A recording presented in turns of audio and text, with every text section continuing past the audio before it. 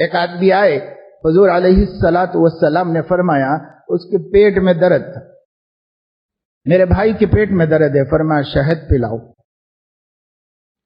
تو اس نے جا کے شہد پلایا مگر کم نہیں ہوا۔ پھر وہ آئے کہنے لگے کہ میرے بھائی کے پیٹ میں درد ہے، آپ نے فرمایا شہد پلاؤ۔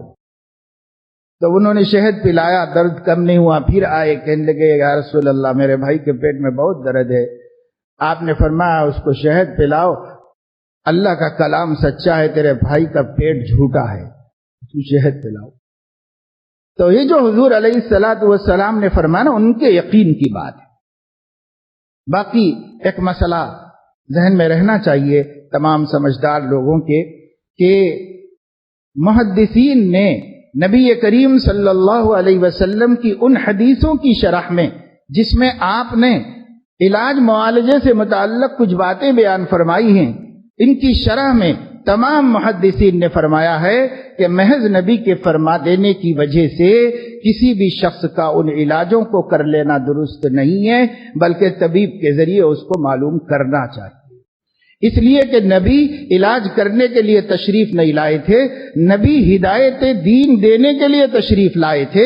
یہ جو باتیں ازراہ خیرخواہی آپ فرما دیا کرتے تھے، یہ اس زمانے میں سماج کے اندر معروف باتیں تھیں اور یہ باتیں فرمایا کرتے تھے۔ اس سے ہو سکتا ہے کہ عربوں کو تو فائدہ ہو جائے کہ ان کا ماحول اور ان کی آب و ہوا اور ان کے ہاں کی پیدا ہوئی چیزیں ان کو نفع دے دیں، لیکن دوسرے علاقے کے لوگوں کے لیے وہ نافع ہوں، یہ کوئی ضروری نہیں۔ اس لیے جو بعض لوگ حدیث کی کتابوں میں پڑھ لیتے رہتے ہیں اور خود سے خود بھی کھاتے دوسروں کو بھی کھلاتے رہتے ہیں، یہ ان کا عمل محدثین کے نزدیک غلط عمل ہے، یہ صحیح عمل نہیں ہے۔ حضور علیہ السلام کی بات تو قابل احترام یقیناً ہے، لیکن آپ نے ازراہ حکیم ہونے کے آپ نے کسی کو علاج معالجے کی ہدایتیں نہیں دی ہیں۔ آپ نے اپنے زمانے کے معتبر نسخے جو سماج میں چل رہے تھے، ان معتبر نسخوں کو ضرورت پر ہمدردی سے لوگوں کو بتا دیا ہے۔ یہ دین نہیں ہے، اور اس کا ماننا اور اس کو اسی طرح کرنا یہ کوئی دین میں داخل نہیں ہے۔ اس لیے جو لوگ ایسا کر لیتے ہیں نا یہاں وہاں پڑھ کر کے یہ حدیث میں آیا، یہ حدیث میں آیا ہے، یہ ان کا عمل صحیح نہیں ہے علماء کے نزدیک۔ اگر اس سے کوئی نقصان ہو جائے تو اس نقصان کا وہ شخص ذمہ دار ہے، نبی ذمہ دار نہیں، اس وہی شخص ذمہ دار ہے۔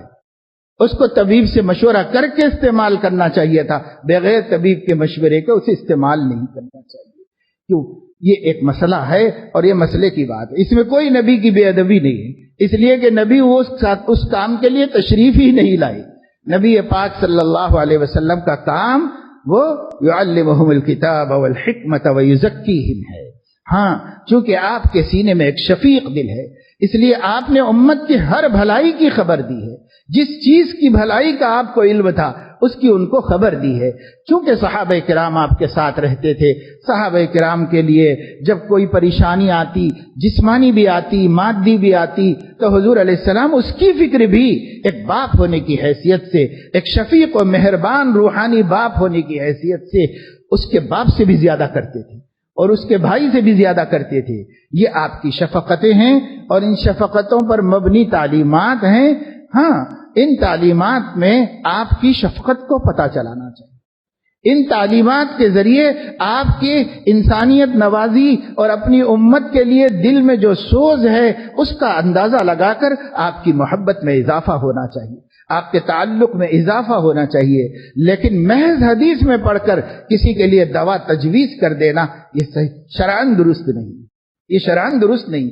اصول ہوتے ہیں، اس کے کچھ طریقے ہوتے ہیں، اور پھر اللہ پاک نے ہر علاقے میں اس علاقے کے لوگوں کے نفع کی چیزیں پیدا فرمائی ہیں۔ اس لیے ہماری دوا، ہماری بیماریوں کے علاج اللہ نے یہاں پیدا کیے، کسی کی بیماری کا علاج وہیں پیدا کر دیا اللہ نے۔ اللہ پاک کی قدرت ہے اور اللہ رب العزت کی یہ بندوں پر مہربانی ہے۔ پھر میں آپ کو یہ بات بتا رہا تھا، چونکہ ایک ایسی میں نے حدیث سنائی، تب آپ بھی شہد زبردستی کسی کو پلاتے رہیں گے، نفع ہو نقصان ہو، بولیں گے حدیث میں تیرا پیٹ جھوٹا ہے، یہ بولیں گے۔ یہ نہیں ہے نبی پاک صلی اللہ علیہ وسلم کی۔ نبی پاک صلی اللہ علیہ وسلم جو بات کہتے وہ غیب سے خبر پا کر کہتے، اس لیے آپ کے تو اس بول میں سچائی ہے۔ ہم کس بنیاد پہ بول دیں گے کسی کو تیرا پیٹ جھوٹا ہے؟ ہم کس بنیاد پہ بولیں گے؟ نبی غیب سے خبر پا کر بولتے، اس لیے ان کے بولنے کا اعتبار ہے۔ تو بہرحال اس میں مثال صرف اتنی دینی تھی مجھے کہ جیسے حضور نے فرمایا اللہ کا کلام سچا ہے کہ اللہ نے شہد کے بارے میں فرمایا فی شفاء للناس، اس میں لوگوں کے لیے شفا ہے، اور تیرے بھائی کو فائدہ نہیں ہو رہا ہے تو تیرے بھائی کا پیٹ جھوٹا ہے،